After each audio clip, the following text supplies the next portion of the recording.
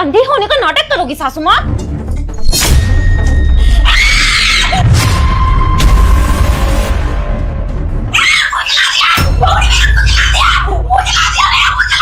शिवानी क्या बदतमीजी की तूने? अपनी सास का चेहरा जला दिया। रामू! बाबू जी साहब। माँ को लेकर जा, इनका मुंह चल गया, जाकर दवाई लगा दे। चलिए मालकिन, चलिए रूम में, आपको दवाई लगाता हूँ। ये क्या क्या बहू तूने? पापा जी मुझे तो लगा माँ जी हट जाएंगी, पर अब वो नहीं हटी तो इसमें मेरी गलती थोड़ी ना है। शिवानी तुम पागल वगल हो क्या? तुम्हें पता नहीं है तुम्हारी सास अंधी है? तुम्हें पता है ना हाथ से में उनकी आंखें चली गई थी। रुक जा बेटा, अगर तू एग्जाम में पास होना चाहता है तो इस वीडियो को लाइक, सब्सक्राइब और कमेंट में जय माता जी लिख दे। पापा जी आप माँ की सच्चाई जानते नहीं हो। माँ जी कोई अंधी बंदी नहीं है, वो सिर्फ अंधी होने का नाटक करती है। शिवानी तुम पागल हो गई हो क्या? तुम्हें पता है कि डॉक्टर ने साफ साफ बोला है कि माँ की आंखों की रोशनी कभी वापस नहीं आ सकती है। उसके बावजूद भी तुम यही कह रही हो कि माँ अंधी नहीं है।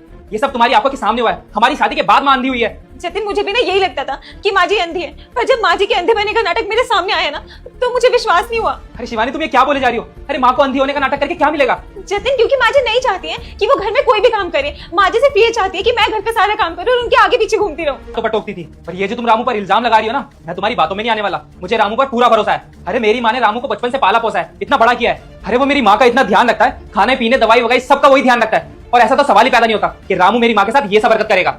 रुकिए आप दोनों को ऐसे समझ नहीं आएगा। मैं आपको दिखाती हूँ।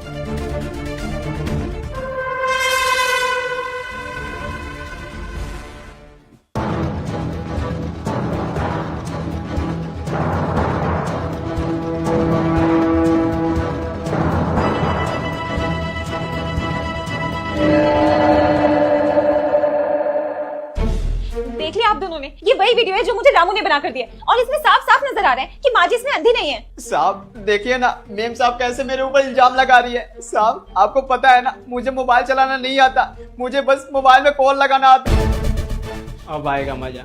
मालकिन को गांव जाने से अब कोई नहीं रोक सकता। साहब वो बस कर रामू, मुझे कुछ नहीं सुनना। बस मुझे तू इतना बता, ये सब तूने किया क्यों? साहब मैं क्या करता, जब से मालकिन का आ गया है सारा काम मुझे ही करना पड़ता है। मालकिन को टाइम पर खाना देना, उनका जूठा थाली उठाना, सारा काम मुझे ही करना पड़ता था। और तो और साहब अगर थोड़ा लेट हो जाए तो मालकिन मेरे ऊपर चिल्लाती थी। मैं थक चुका था इतना सारा काम करके। और साहब इतना मेरा तनख्वाह भी नहीं है जितना मालकिन मेरे से काम कराती है।